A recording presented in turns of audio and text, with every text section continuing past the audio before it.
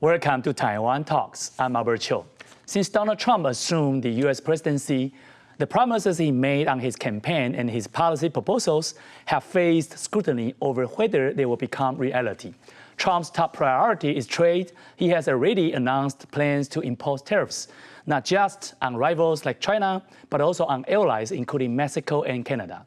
Meanwhile, he's been vague about how the U.S. might respond to a potential Taiwan contingency. So, what is his overall strategy, and how likely is it that his previous proposal will be implemented? Joining us today are Tang Shao-cheng, Asia Pacific Research Foundation President, and Charles Wu, National Chengchi University, Department of Diplomacy Professor and Chair. A very warm welcome to both on the show. Thank you.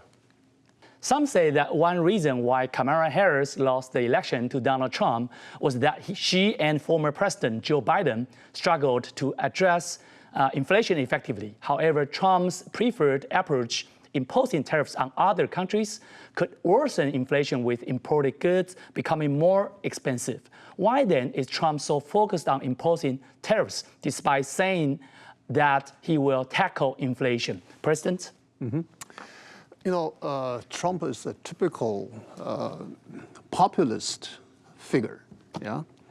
And the others, the Harris and Biden, they are traditional statesmen and politicians. So they are different. So their approaches are different. Their ways of doing things are different. Mm-hmm. You know, Trump has tried to use his very simple language. Sounds fabulous, but in the short term, I don't think what he has in mind or what he has delivered is it was success. But in the long run, so nobody knows. Nobody knows what will happen. So his language and his behavior is a kind of soft soap, so that the people can understand him very well, very quickly. But for Harris and for Biden, this is totally different things. So that's why he catches the eyes from the audience very easily, and also very emotionally, he can move the audience to support him. Mm-hmm. But Harris cannot do that. So that's why that Trump has won so immensely. So I mean, whether what he has delivered, what he has in mind in his policy, will be practicable, will be in practice, is another question. It's totally in vague. So we are not sure whether he will really achieve what he has in mind. Okay, Professor Wu, given the fact that Trump won the election, arguably largely due to the fact that Biden and Harris did not, tackle the inflation well, at least from the perception of the ordinary U.S. citizens. But why, Trump does not really figure out that there's a connection between imposing tariff on other countries and also the continued inflation? Yes, I think one very important critical issues we are talking about is whether putting tariffs on the products, especially Chinese products, will raise or the inflation again in the future when Trump comes into power. But like what I say, we still need to put a question mark there whether the tariffs and inflation have any correlation or causations, because there's some pro-Trump sentiment or argument that say even during the Trump first term, the inflation and also tariff, there's no strong linkage. For example, there's one term, inflation is only 0.3 during Trump first term. Even Trump put about raised the tariffs on China from 2.7 to about 20%. Okay, the inflation during the Trump first term did not really, show that strong impacts. However, people start still talking about if Trump got elected, and also he goes to the second term, what kind of policy he can use. My observation and my comment is, first, he has to, for example, build more housing. For example, you just provide more supply, and let the housing prices or rent going down. For example, because if you talk about housing rent right now, it's about average in the whole United States, about $2,000 a month.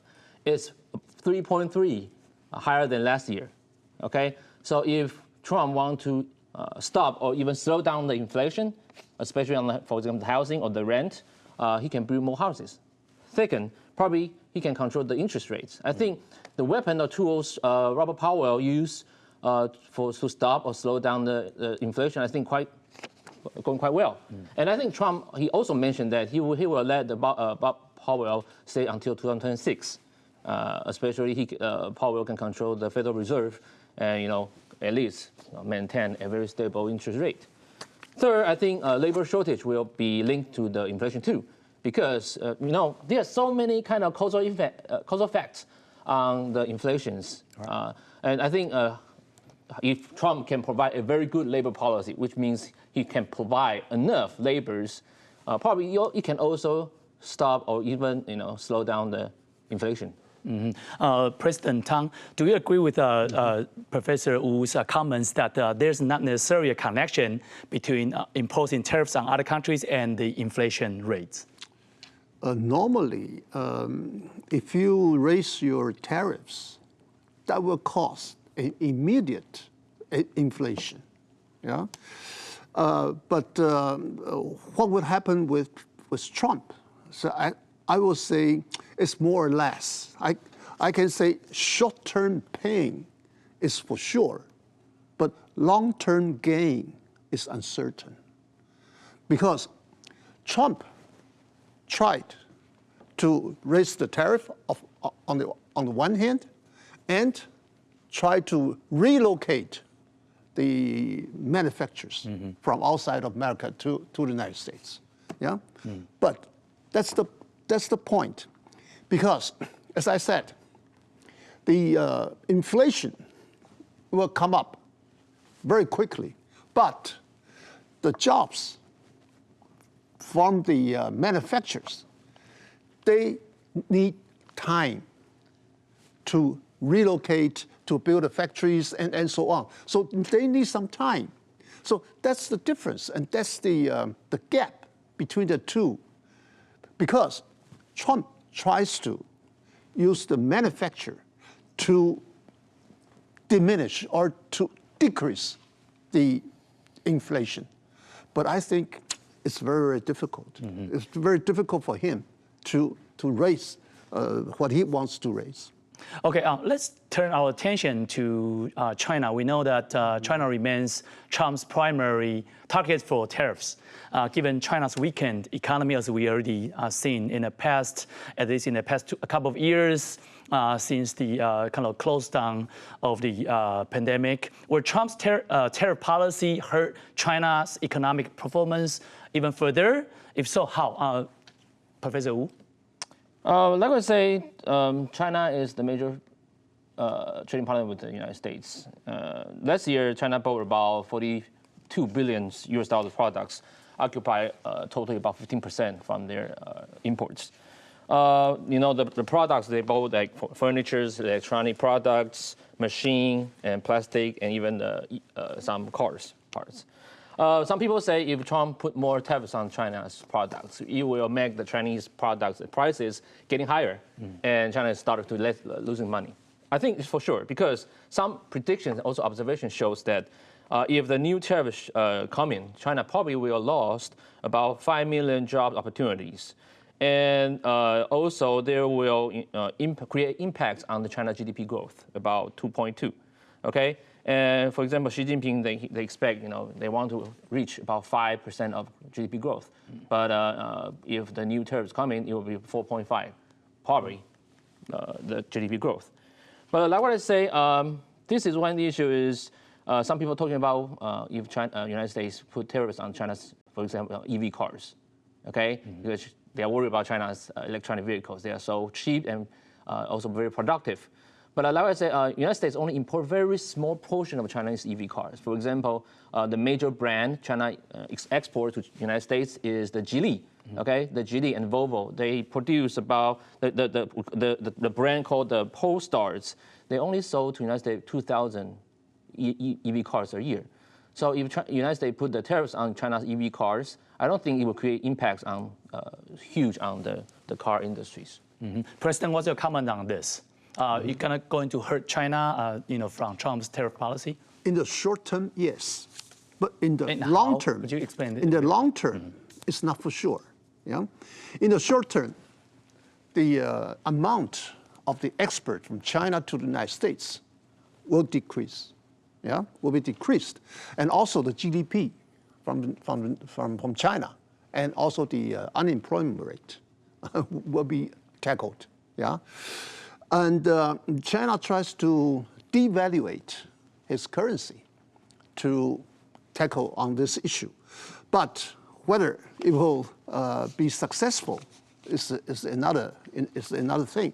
So I will say China is facing a tremendous challenge from the United States, from Trump, from his tariffs policies. But China, this kind of rivalry between the United States and China is just like the Western boxing facing shadow boxing, yeah? Because China's huge, China's big, yeah? China has lots of alternatives, for instance, alternative markets, alternative export sites, and so on. So this kind of tariff policy can hurt China in the short term, but in the long term, I don't think so. Okay, let's take the question a little bit deeper. Overproduction in China, as we mentioned, allows for cheap goods to flood global markets, while tariffs on Chinese products make it harder for them to enter the US markets. This would result in these goods being diverted to other places, such as Europe or Japan. For example, Chinese electric vehicle, as Professor Wu mentioned, companies like BYD have gained significant market share abroad. In this case, do Trump's tariff policies inevitably strengthen the competitiveness of Chinese products globally, undermine Trump's intended goals? Professor Wu? When we talk about EV cars, BYD, okay, BYD is we call it eye-catching brands, which they sold a lot of EV cars to the world. They sold a lot of EV cars to Europe or other continents, except the United States. Okay, so if Trump put the tariffs on the EV cars, I don't think it will create any kind of impacts, or we say strengthen China's EV car competitiveness. But one thing we need to be careful is the batteries. Okay, China now produces about 2/3 of batteries, lithium batteries in the world, and we know that batteries is a very important part for the EV cars. So, like I say. United States, until this year, like September, they announced a new policy. They want to put more tariffs on the batteries on China. So if they put the batteries, imported batteries from China, the lithium batteries, it will create impacts on Chinese batteries sales in the United States. But there's another thing is whether the United States can find another replacement for the lithium batteries. People say you need to look for the Korean LG or SK or Samsung's, the big companies, to ask them to produce more batteries for the United States. However, those companies, they still need to figure out how to compete against China's very we can say productive and also efficient battery productions. So if the United States want to put the tariffs on China's lithium batteries, they still need to look for new resources replacement for the batteries. President Tang, would you say that the overproduction in China always hurt China itself? Yes and no. Overproduction in China has been existent for a long time now in many merchandises. And for instance, the One Belt One Road is one of the reasons for Beijing to solve this problem, solve their overproduction problems. Yeah, for instance, the steel, their technique and so on. They want to export, to release their own overproduction, and the result is good and bad. But more good than bad because they have more than 1,000 projects. They have some of them. They failed. but most of them succeed. And if you talk about the strengthening of competitiveness, I think Chinese is a very clever nation. For instance, Huawei. Yeah? Huawei was hurt a lot by the United States. I'm also a victim because I had a Huawei, but cannot use anymore. Yeah? And what come up with Huawei to this date? It made its own brand, but with lots of efforts, of its own efforts. Yeah? But you cannot say that Huawei has been failed by the punch from outside, from the United States and Canada and all these countries. Huawei still survive, and not only survive. Survive in Huawei, like for example, they can have a cheaper Huawei. Yeah, for instance, the Mate 70 and so on, all these brands. Yeah, they have their advantages, and they have also stabilized their position, not in the Western world, but in the other part of the world. Right. So you are suggesting that even in the domestic Chinese markets, there are a lot of demand out there. Yes. Also, for example, in the Southeast Asia. Because the market is so huge. Okay. Yeah. Not only in the Western world. That's right. Okay. Okay. Good. Okay. All right. Some say that Trump's decision to impose tariffs on seemingly unrelated countries. This is another question, such as Canada, is tied to efforts to prevent Chinese goods from being rerouted through third countries like Mexico or those in the Southeast Asia to evade U.S. sanctions. So, Professor Wu, do you think that Trump's across-the-board tariff strategy can effectively weaken the competitiveness of Chinese products? I mean, Trump, they want to put the more tariffs on Chinese products. This is why, and then Chinese companies, they are smart. They use we call illicit transshipment, which we call the wash the original products. Okay, they put their production line in Mexico or in Southeast Asia, and they change the labels of their products. And after changing the labels, they ship to the United States. So the United States doesn't know where the product comes from, original comes from, right? This is smart strategies, which will also first create very great benefits for Chinese company. They can use cheap labors in Mexico, also Southeast Asia, still maintain a good revenues. Second, they can prevent the direct terrorists from the United States. So Trump right now he wants to prevent this kind of things happen. Right. But like I say, it's very hard. Okay, you need to ask those third places or third countries. You need to be honest. If you use Chinese product, you need to show on the labels. But this is how Trump need to put the policies on this one. Was that, that is why, because Trump, imposed the across-the-board tariff on Mexico and even Canada, because, it goes without saying that part of those products might be made in Mexico, Canada, but other parts might still be made in China, but just change the brand or the shape, the appearance of a product, as you suggested. But yeah, what's your comment on this? Even I can say some Chinese companies, they usually also move their production lines to Mexico or some countries which they can maintain good revenues. So it's very hard to, doing this kind of preventions. I think Trump right now, he still will focus on the directly imports goods from mainland China. Okay, no matter it's bicycles, underwear, plastics, boilers, every kind of things he will try to put the tariffs. I give you one examples. One companies we call Edgewall, company. They produce a lot of we call the sunscreen oils. One very famous brand is called Banana Boat. Okay, and Banana Boat, the company mentioned that one of very important chemical elements is imported from mainland China, and no country can produce this kind of chemical elements. Trump right now want to put 25% tariffs on those kind of chemicals. And the edge will say the only way we can prevent this one is we will raise our products on raise the price on the products. Is right now one banana boat is about $8 in Walmart. So if they want Trump put the tariffs on that, it will probably price will go to like $10 or $12 for one banana boat sunscreen.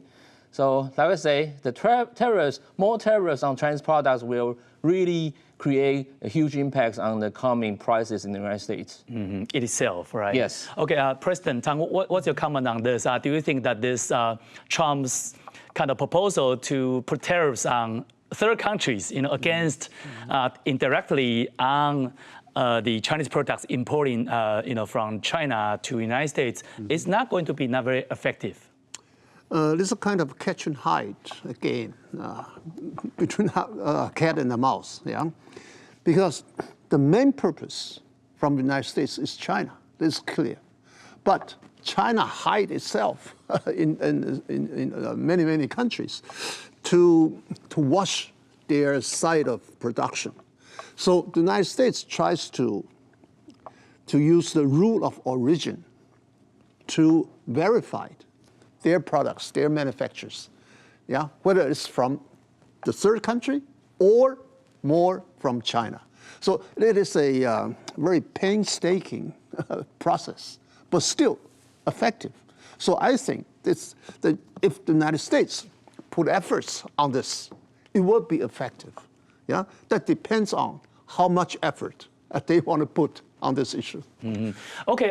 Another major issue Trump is focused on is immigration, both legal and illegal. One aspect relevant, particularly to Taiwan, is Trump's proposal to deny citizenship to babies born in the U.S. if neither parent is a U.S. citizen. This policy could significantly impact families from countries such as Taiwan, Hong Kong, and China, who have historically sought to give birth in the U.S. Is Trump's plan to revoke birthright citizenship legally or practically feasible, Professor Wu? I think the reason Trump wants to put the ban on the illegal, we call birth tourism, okay, because these are people using the tourist visa and go to the United States for having babies. And Trump, he mentioned this one during his campaign, say, if I got elected, I will put a ban on this. Or at least one of the parents should be American citizens or permanent residents, then you can have baby in the United States. But I mean, this already violated the American Constitution. The 14th Amendment. Yes, you're right. 14th Amendment mentioned that if you're born in the United States, you have American citizenship. So right now he need to fight against the constitutions first, and also we need to see how he can, what kind of policy he want to have. For example, people say probably he will ban those illegal immigrants which use we call not tourist visa. Okay, if you have tourist visa, you cannot have babies, or the hospital cannot let you give birth in the hospital. I don't know how to do that. But student visa, okay, probably you can still have babies in the States, or J1 visa, you still can have babies. So let's see how Trump will manage between constitutions and also his campaign policies, try to ban the illegal immigrants. President Tang, yes. Do you think this birth tourism is going to be banned by Trump after he took the office? I think so, but it's very, very difficult because there are legal challenges and also practical challenges. Legal challenges, as Professor Wu just mentioned, but I just want to add something. It needs 2/3 of the Congress and 3/4 from the states to amend or to revise the Constitution. So this is very, very difficult, but you can still tackle the issue by verifying their purpose. I mean, for instance, the pregnant, the women, they want to have babies in the United States. So you can use your visa issue to control this, yeah, because you can say it's a kind of a likelihood for these people to have babies in the United States. That's their purpose, but not the purpose that they applied their visas. Yeah, because these two purposes are not identical. Then you can also have your legal process to put illegal process on this issue. But in the practical sense, that means the administrative feasibility is also very, very costly. You have to put lots of effort on this. All right. Regarding Taiwan, Trump has been vague about whether he would send U.S. troops to intervene in any potential contingency. Let's answer this question briefly. With tensions rising between Taiwan President Lai's administration and the Chinese Communist Party, as well as increased use of blockades and gray zone strategies by China. So what should Taiwan expect from Trump's second administration? This is a good question. I mean, we are always talking about whether the United States will fulfill its security commitments, or in another term we call strategic ambiguity or strategic clarity, this kind of debate. During the campaign, Trump already mentioned, I think more than once, if he got elected, he will not get involved with the conflicts between Beijing and Taiwan, or even he will not send the troops. And I mean, the reporter keep asking the same questions. Are you sure you don't want to send the troops? He said, if I got elected, I will not let the conflict occur, okay? It's smart. We need negotiation with President Xi negotiation, Jinping, because he knows this is a very important logically causal linkage between the conflicts and United States troops. He knows that how to cut down the linkage. He said, if I got elected, there will be no conflicts. So he erased, he canceled or erased the causes about the possibility of conflicts. Then he doesn't need to answer the following questions. And the United States will fulfill its security commitments. So Taiwan, we need to be strong. We need to strengthen our military capabilities, also our fighting willingness to show to the White House, to Washington, Taiwan can fight by itself. Then Trump will really help you. This is what we can expect. Professor Tang and also Professor Wu, thank you for your great insights in the show. Enjoy our show. Subscribe to Taiwan Talks. See you soon.